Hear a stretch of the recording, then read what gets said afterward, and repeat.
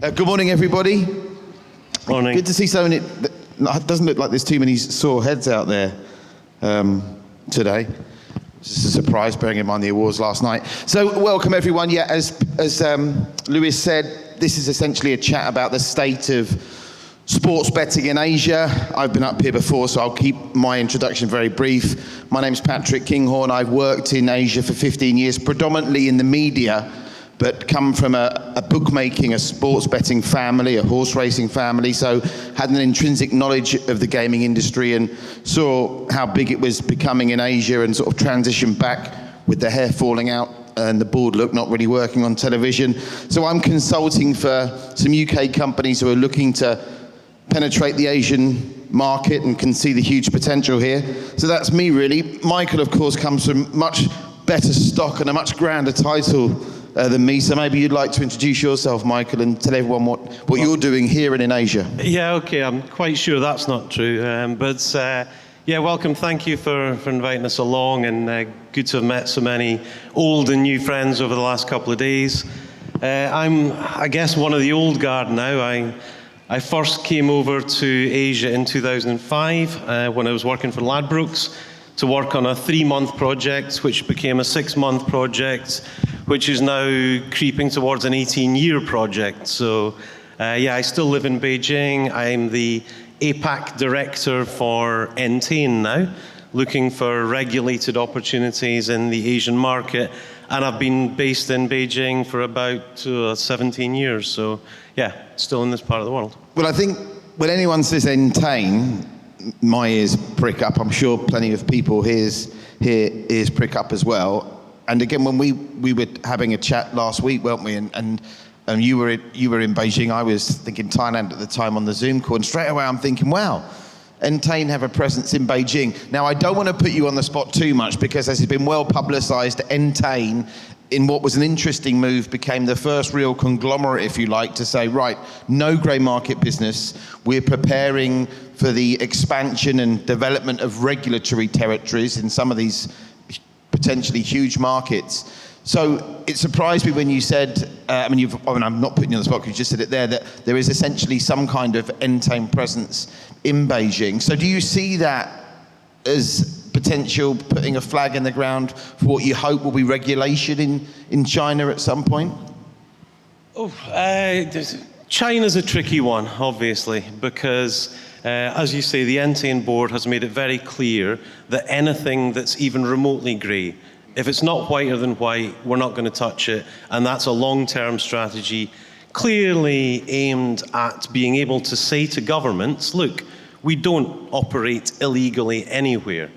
Now that's going to cost money in the short term, obviously, but as a long-term strategy, to be able to go to governments, we've just talked about, you mentioned China, Singapore, Malaysia, Vietnam, go to those governments and say, no, we're here to help, and we're here to help build a regulated industry. That's clearly the goal and the strategy when it comes to markets like the developing markets like South America, Africa, and Asia.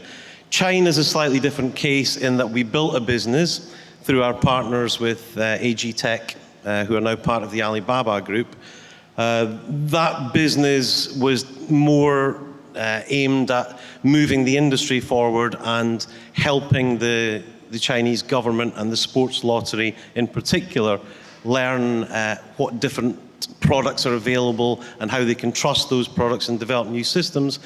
Unfortunately, there was a change in government policy a few years ago, which has then rolled that industry back a bit.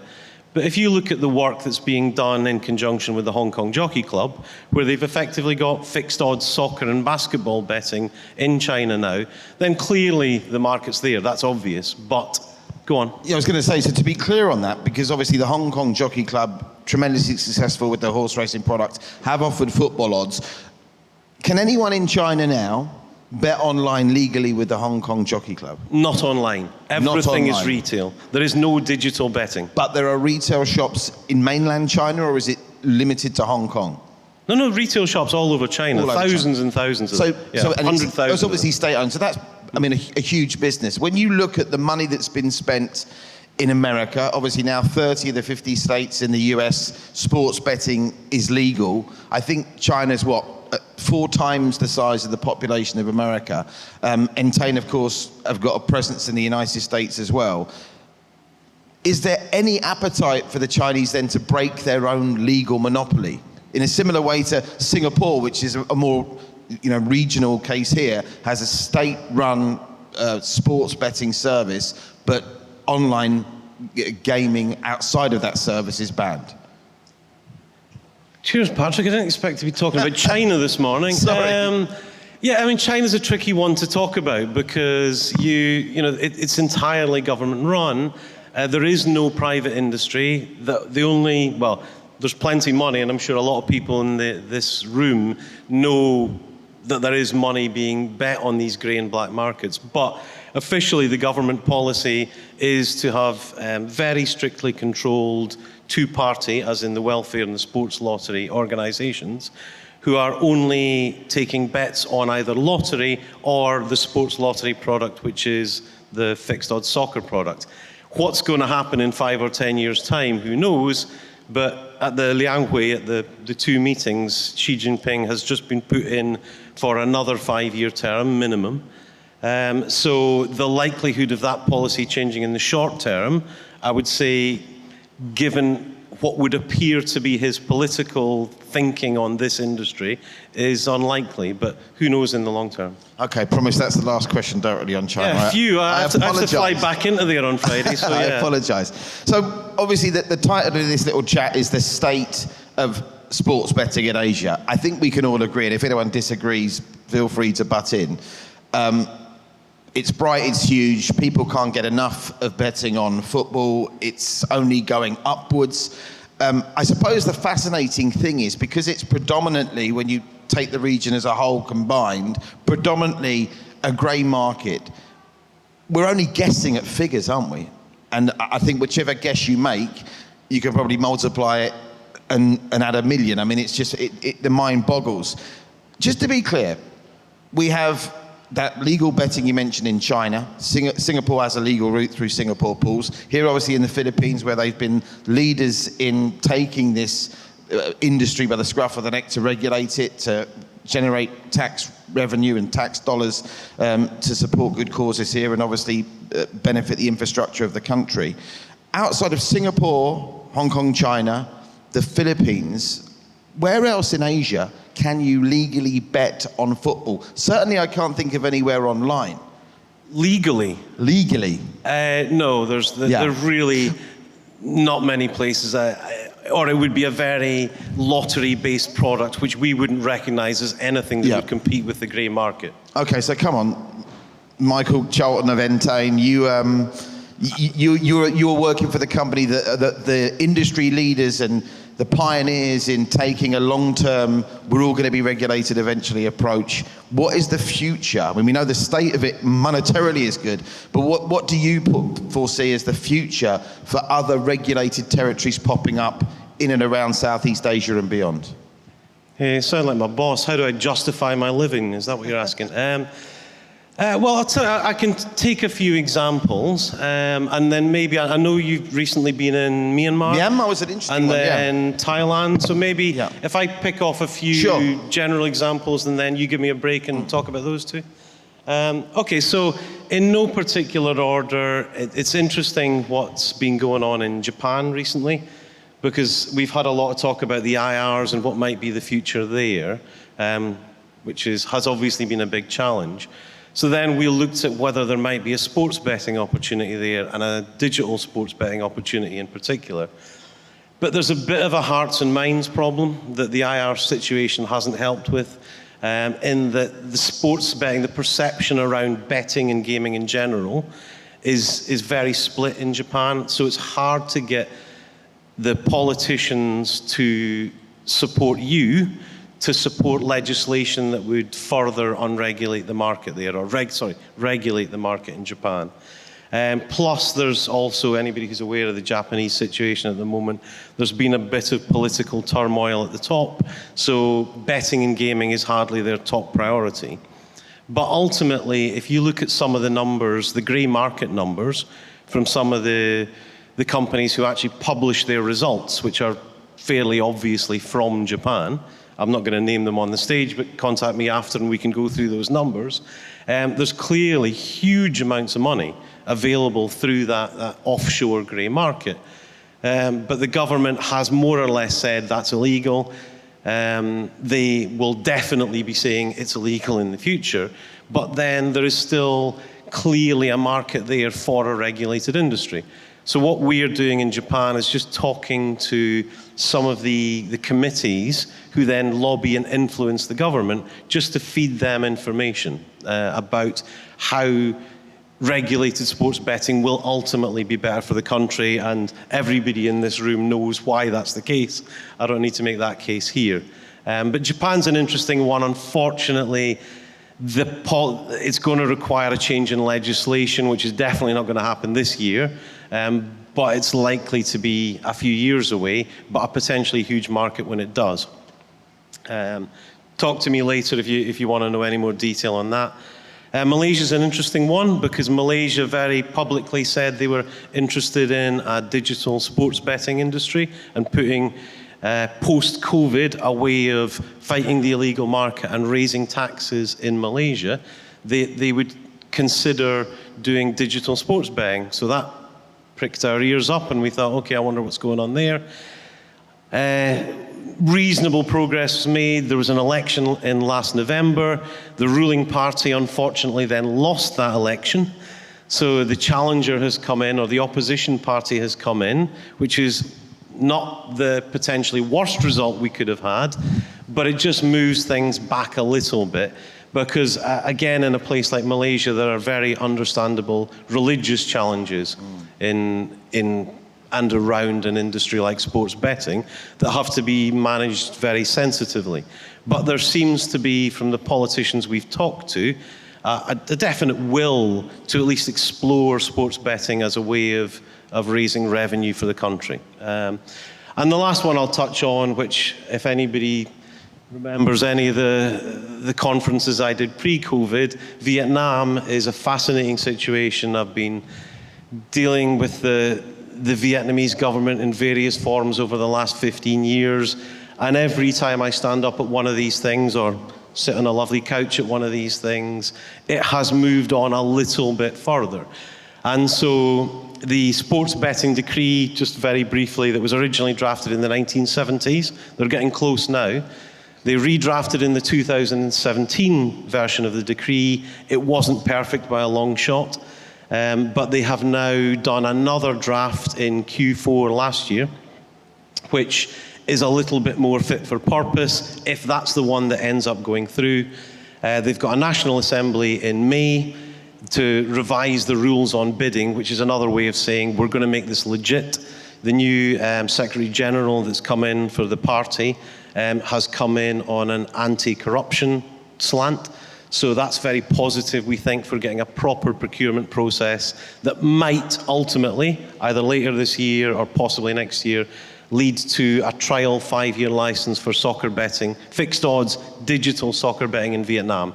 That's a best case scenario, you might say, but it's probably the closest market outside the Philippines and the ones you mentioned, Hong Kong and Singapore, to having something legit. So the roadmap then, because obviously, just to be clear, Vietnam does have land casinos, yes. I'm right in saying, right? So, when you're looking at this region, there does appear to be sort of a roadmap in place that the IRs, the casinos come first, and that's almost a starting point. I was listening to one of the great talks yesterday when the chaps were talking about Thailand, and there's been talk now for several years that the casinos are coming to Thailand. What would they do? Would they build two big IRs first in and around Bangkok and then maybe pepper some smaller ones afterwards? But are you saying, with your experience and knowledge of the region, basically if a country currently isn't regulated, the casinos will always have to come first? Is it an easier sell, a land-based casino, than some digital or even retail sports betting operation? I mean, Asia, in my experience, you take on a country-by-country basis. I wish there was a roadmap that said, if you do X, then Y, and then that will ultimately lead to Z. But I just don't think it works like that, unfortunately. What I'd like to see is one of the possible countries that I've mentioned, one of the ones that hopefully you're about to mention, actually come out and regulate sports betting and digital sports betting properly, so that then you've got an example to show the other governments of the positive effects of doing it. So, the positives that can come out of regulating sports betting are fighting the illegal market, raising money for taxes, player protection, social responsibility. But unfortunately, outside Singapore and Hong Kong, that hasn't really happened. Is there any way to fight the grey market other than regulation? Again, we were talking just before we came on. I spent 14 years living in Singapore. Singapore, one of the most politically robust, corruption-free, and digitally and technologically advanced countries. And when the integrated resorts came there, they'd been quite laissez-faire about the way that European sportsbooks were operating, and you could make bank payments from Singapore banks. And obviously, under pressure from the casino lobby, more than anything, they outlawed that, and now it isn't possible. Very much in the model of Entain, all the big companies said, well, Mr. Singapore, yeah, we will leave now in the hope that you do give out licenses later. 12 years later, it's still only Singapore pools that have a license. And they can't fight effectively the grey market. So there's no other way other than regulation, is there, of fighting the grey sports betting market? I mean, unless you go down the criminalisation route and arresting people, and these things make headlines. We see them from time to time. What I'd say is, to me, it's by far and away the most effective way of doing it. If you regulate it properly, you can manage all aspects of it then. You can manage the operators, you can manage the customers, you can manage who's betting on what. It helps fight the potential corruption in sport, because it's much more overt who's betting on what. So, I mean, there are different methods you could take to approaching the grey market, but regulation is the obvious one. Why do you think it is that there seems to be, and this might be my perception being incorrect, there seems to be more of a stigma when you're trying to sell something and you're trying to sell sports betting in comparison to selling casino gaming? Now, obviously, in the modern day, there's a sporting event you can bet on every minute of every hour of every day. But in a casino, a roulette wheel spinning every 20 seconds. Why is it that sports betting, which you would think would be an easier sell than casino betting, it seems to have slightly more of a stigma attached? Well, I mean, I hope I'm preaching to a very converted audience here, but clearly casinos exist because of gambling. Sport doesn't exist because of gambling. So for the people who are maybe not part of this room, not part of this audience, who are looking at it, they might say, well, it's if you allow betting on something, then there's the potential for corrupting that sport. But you just look at that argument and how it's been made in America, and the people who understand that argument doesn't actually make sense, because if you put it all above board and you make it an overt way of betting and an overt industry, then it's much easier to track who's betting on what, and there's much more player protection out there. So it actually protects the sports. And I was chatting to Stephen Hanna this morning about what's going on in esports, and his ESIC company that's looking at how you fight corruption in esports and things like that. And that, again, is a fascinating way of looking at how you regulate sports to actually make the industry and the betting industry appear better than just allowing the sport to be out there and unregulated betting. Does that make sense? Yeah, no, it does. So it's my turn now. Obviously, give me a break here, Patrick. Yeah, I will. Finally, before I do, would you put South Korea in the same bracket as Japan, and how you described Japan? Are they kind of in the same ballpark? South Korea, it's a different market, South Korea, because they've got the total product. They've got a fairly established industry. Sports betting, slightly different. In potential size of the market, but in the closeness to regulating and opening up the market, not quite as close. Okay. So my recent experience, and again, I can't talk at the same corporate level as Michael, obviously. I'm more of a getting my fingernails dirty, because without the corporate obligations that you have, I unashamedly say I've investigated the grey market. I'm making connections all over the region. at a much smaller scale, but with the same view as you to seeing how we can, bring Asia and Europe, if you like, closer together. And I recently went to some meetings in Thailand, and in the middle of that trip, we flew to Myanmar. Now, Myanmar's a fascinating place because obviously you talk about the political turmoil in Malaysia there's been. Myanmar's the top end of the scale. There was curfews, you had to be in the hotel room at midnight. Wonderful brand new airport in Yangon. Clearly a country that's a little bit behind the times, but like all these countries, ripe for an injection of industry and investment. Not in a similar vein really to Thailand and the Philippines, not strictly speaking a religious opposition to gambling per se.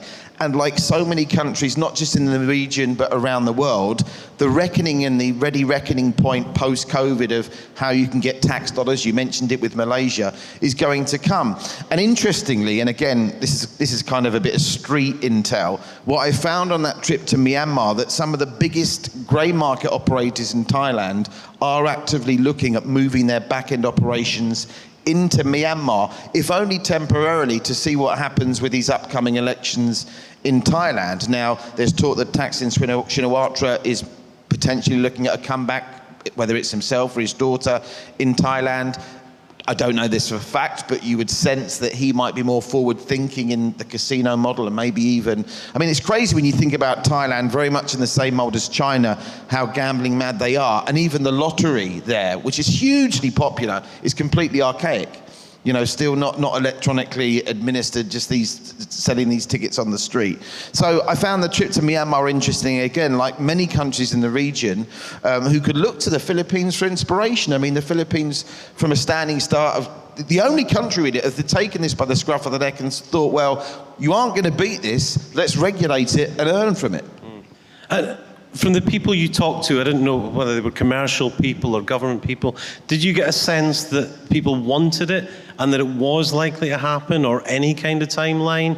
Or is it still just a concept out there? Again, and I think this is the thing that you're facing, no one is prepared to put their head above the parapet. I mean, that's the reality of it. And that's why I admire the Philippines so much for saying, well, here's an opportunity to generate much needed revenues for the country. You heard from Chairman Tenko and Daniel earlier. I mean, the plans for Padcor are fantastic. The revenues are only going up. They're able to host great summits like this.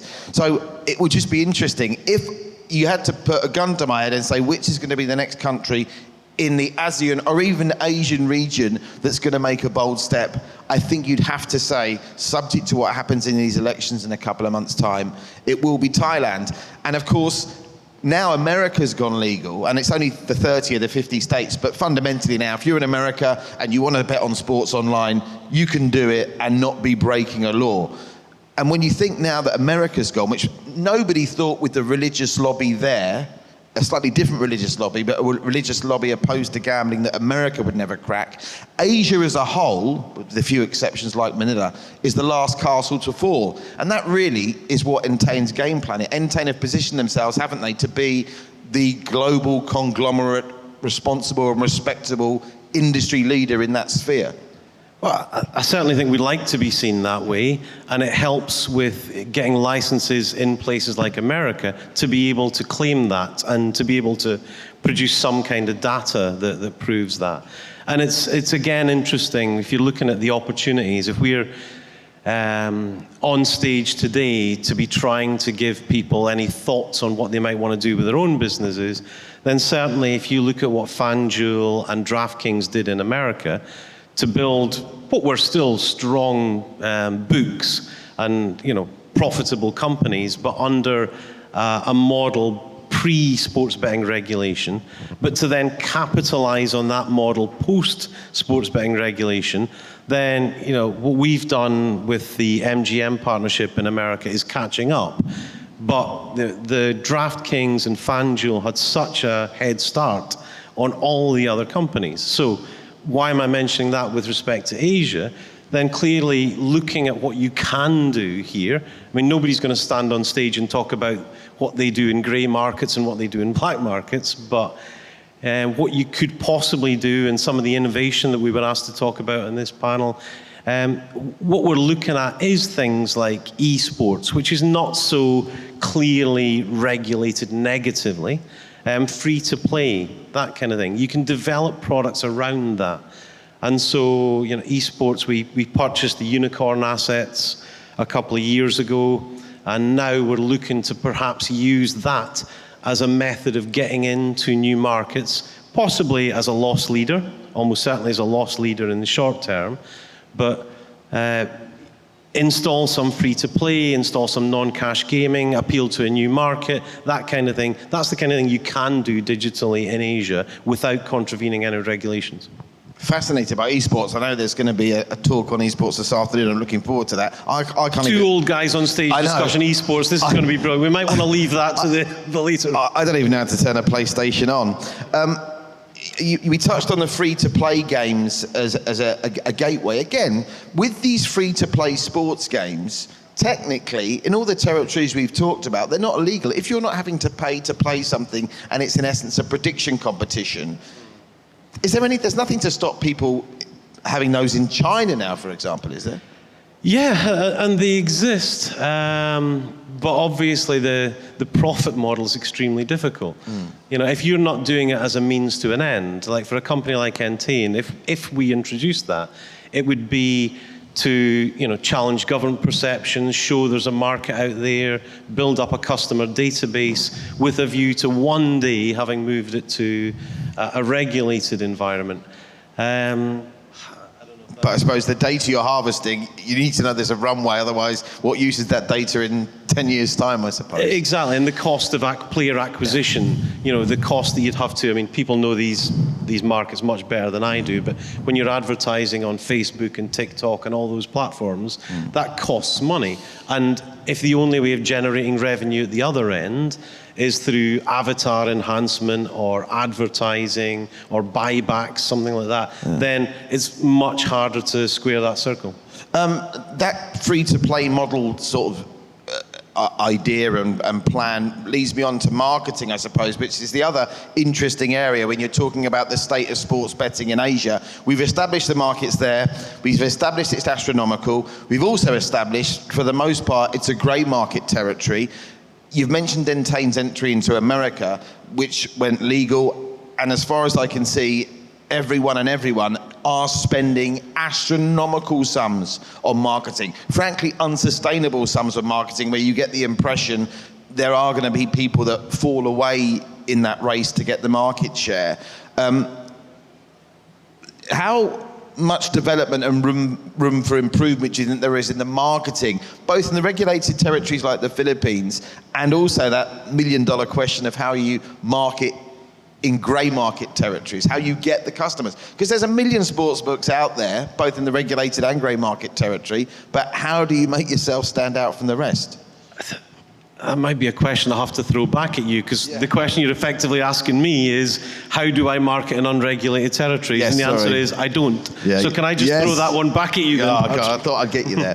No, well, it's interesting, isn't it? Because obviously you've got the very unsophisticated. Once upon a time they were sophisticated, but you've got the spam text messages, you've got the spam WhatsApp messages.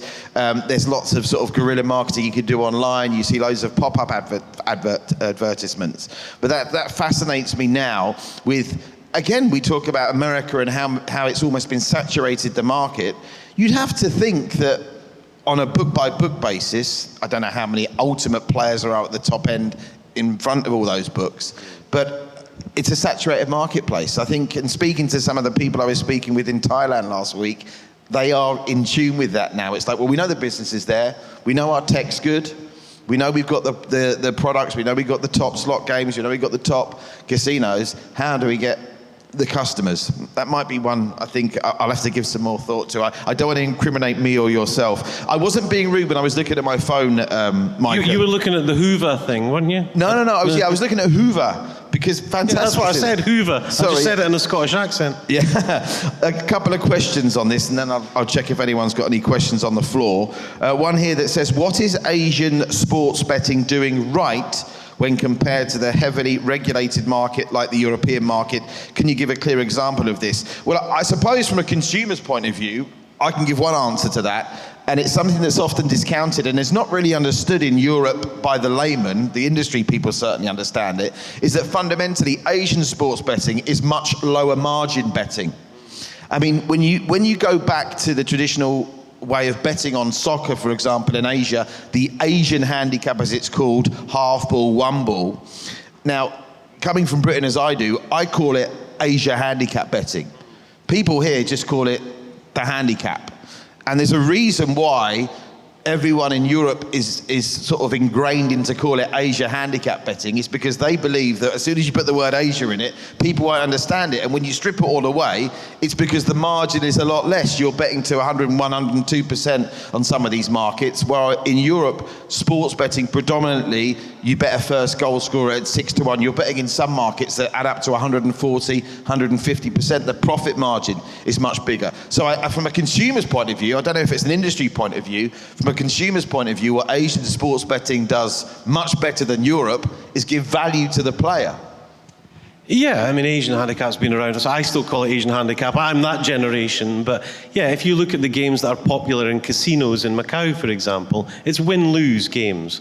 You know, it's high turnover, win-lose. The draw you've no interest in. It's turning it into a 50-50 proposition, and then you can turn it into numerology and believing in, you know, whether that number is going to appear again, or it's been this result for 5 times in a row, therefore it must be this, that kind of thing. That's effectively what the handicap does here, and that's appealing to local markets. So the companies who are operating in this region, which of course is not anything part of the Entain family, would be very successful in the way they operate because they adapt their sports book to those markets. And again, if you're interested, we can take that one off stage and have a separate conversation about the difference between Asia-facing sports books and European-facing sports books. I think another area where the Asian market, and again, when we're talking about the Asian market, out of politeness to you, Michael, let's talk about the Philippines because it is regulated. And obviously the Philippines has KYC checks. You know, to stamp out underage gambling, you have to show your ID.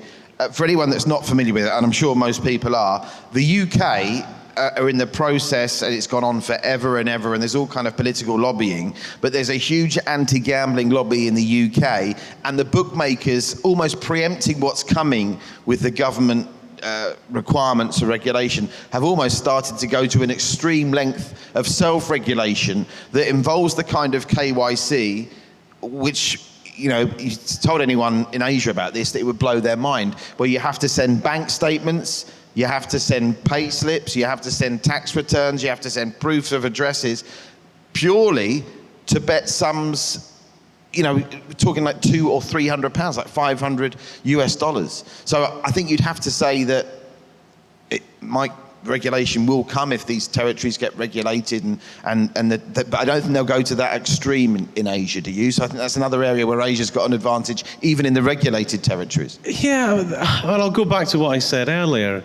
It would be fantastic I don't know is the short answer to that. It might be that is the right solution. We don't know. It seems extreme to me, but at the same time, if that allowed for a regulated industry to thrive in Asia, then fine, let's do it. You know, those systems are all out there, those ways of doing KYC, those ways of protecting the customer, those ways of doing things like self-exclusion, you know, those systems all exist. If we could get a progressive government, a progressive regulator, I mean, it's fantastic what we've heard from PAGCOR in the last couple of days about moving things forward. Yep. To then move that to the next stage, to then, you know, further open out, and I appreciate this is a funnel, but further open out the industry, allow new products, allow new customers, allow new ways of betting, especially in a digital world, and then show to the rest of Asia or the rest of the world that this is possible, this is actually beneficial, it protects the customer, it raises taxes, it is just a positive in general for the whole industry and the population. Then you can take that model and say, well, look at what they've done in the Philippines. Look at the success of that. So Mr. Thailand, Mr. Vietnam, Mr. Myanmar, Mr. Malaysia, there's your model. Copy it, adapt it for your own country and launch it. I think KYC is an important element. And as I said, I think even though it's in its infancy in the Philippines, it's another advantage that Asia has, because you have to find that balance, don't you? Because it's clearly affecting the regulated market now. It's almost self-defeating. It's affecting the consumer and the regulated market if you take it to an extreme state. Another question, is there such a thing as an existing standard sports betting rulebook that the majority of Asian countries follow? In my experience, they're generally the same. Again, let's go back to one of the perils of the grey market. When you're betting into a grey market, you are far more likely to see nefarious, and I don't think this is a widespread problem, but it's, you know, if it's not regulated, you haven't got a regulator to go to complain to. That's the bottom line. So you are going to sometimes see things like, I'll give you an example. There is an unregulated sports book I've seen whereby in the small print, if you're betting on horse racing, it's the only example I can think of, they're using the tote returns. Say in Australia, a greyhound or a horse wins at 100 to 1, which does happen bizarrely in Australia because there's so many races a day. They will have in the small print maximum payout 60 to 1. That kind of thing, which can be, you know, unique to one provider that's not with another. But in terms of a standard betting rule book, this is interesting because across all the Entain brands, for example, all your sports brands, do they work off a universal sportsbook rule book? I wouldn't profess to be a master of the rule book across all brands. I wouldn't sit on stage and know, but I would say that 99% of it will be true. The differences and the brand differentiation comes more in marketing. So if you take golf, for example, you know, you could have Ladbrokes offering a 50 odds top 5 or a quarter of the odds top 5. You might have Coral doing a promotion where it's, you know, top 10 in the US Masters for each way betting. I mean, that kind of thing. That's where the differentiation comes. I think the rule books are based on what protects the customer and what is the fairest way of doing it. The problem with the unregulated markets, and you know, I got told a story last week about someone in an unnamed territory with an unnamed company who just put a football bet on, won what should have been quite a sizable amount of money, and contacted the agent, shall we say, and the agent just went, "Oh no, we cancelled that bet." Didn't tell him. We voided the bet. Yeah, we didn't. Bet was entirely legit, and he just went, "No, sorry, that bet was void. We had to void all the bets on that market." And you don't get an answer as to why, and there's nobody you can go to complain. So, and there's nowhere else you can go to bet. So you just have to either not bet anymore or suck it up. And those stories, unfortunately, are not uncommon. Okay, we've been talking quite a long time now. Has anyone got a question? Yeah, we've got one right at the back. I'm sure it's for Michael, because very, very happy and pleased to have someone from Entain here. It's very bright lights up here. I know. So, yeah. Oh, it's Frank. Hey, Frank, how you doing? You got a question, Frank? Yes, so I fully agree with you, of course, that regulation is the future, unsurprisingly. Two-part question. Number one, we're all getting more regulated. Where do you think that leaves the grey market jurisdiction, licensing jurisdictions that we have at the moment? They give you grey market licenses. And number two, the whole regulated in every country, that puts a lot of strain onto companies.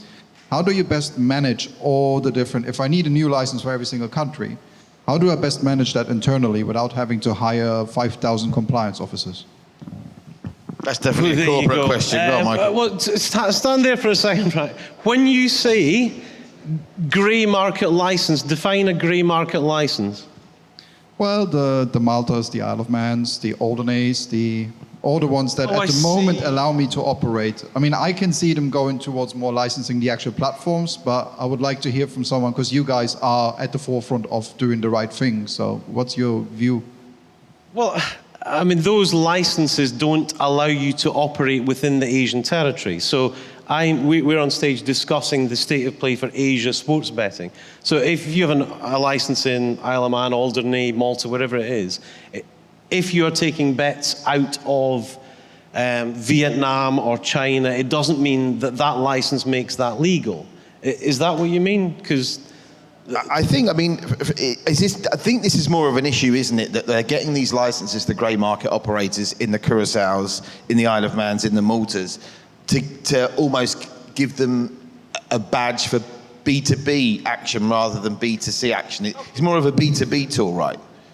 Yeah, and that market could still exist. What I'd like to see is it coexist alongside properly regulated markets within the territories. Because I think once you regulate and legalize sports betting within a territory and allow overt marketing, allow, proper, what's the word, when you have brand ambassadors and, people from within that territory, I think that grows the overall market.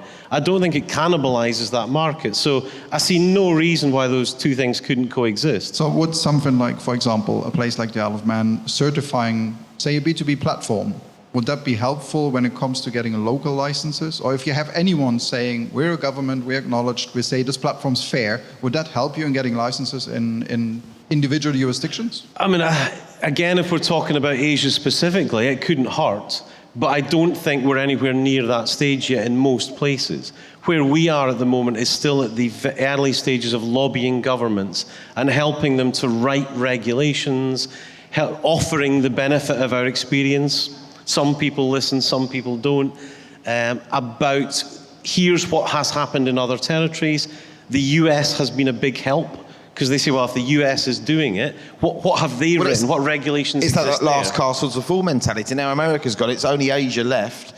And you would like to think that the sight of the tax revenues that can be got would finally start getting these things over the line. Yeah, so I'd love that to be an issue in a couple of years' time. Once the governments have actually said, yeah, this is regulated, then let's have a discussion about whether that license that's from outside that country applies to the new regulated market. Yeah, I've forgotten the second part of the question. How, if I have to get a license in every country that I want to target, how do I best manage multi-licensing efforts? Because it's a huge, you know how much paperwork it is. How do I best do that as a company?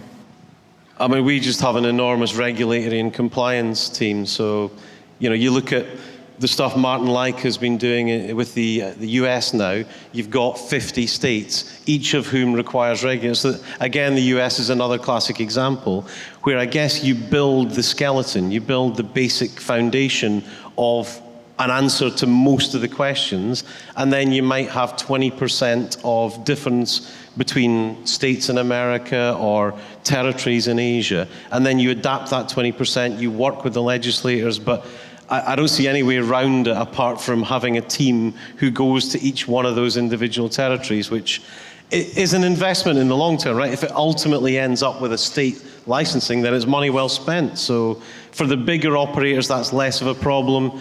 If the bigger operators knock the door down and that allows the medium and small operators through, then it's a benefit for the industry, right?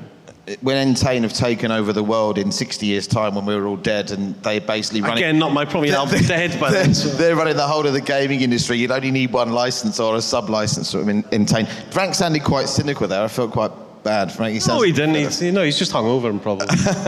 Any other questions for Michael? Or Patrick? Yeah, well, I think Michael. I said you don't often get someone from Entain sitting on a stage taking questions from everyone. Anyone else out there? I think. Are we any more, or are we done? Okay, well it looks like we're okay then. So Michael, listen, genuinely, as when we spoke on the phone last week ahead of this, I found it fascinating. Many thanks. I'm going to ask you to have the final word.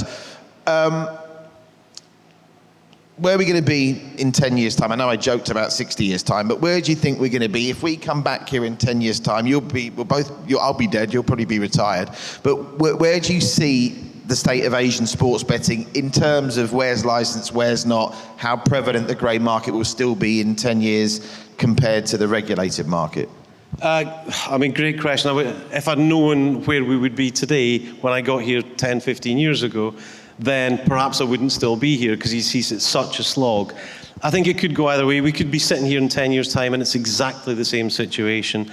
However, if one domino topples, I think that could topple a lot of different territories. So again, I keep going back to if the Philippines gets it right and becomes a model, if Thailand gets it right, Malaysia, Vietnam, then I think a lot of the other governments would see something, that's similar to their own domestic market, that they could then see, okay, here we go. So I think it could move very quickly if it moves, but who knows, because these governments also change every 5 years, so. Yeah. I was going to say, you said that Malaysian election went against you. Don't worry, there'll be another one coming along in 3 months. Exactly. I think all eyes on Thailand is the main answer. Listen, everybody, thank you very much. I know it's an early start, and look forward to sitting with you for the rest of the day on what's a very fascinating day 2 here at the ASEAN Gaming Summit. Many thanks to Mr. Michael Charlton, the Director of APAC for Entain. And thanks, Patrick Kinghorn. Thank you.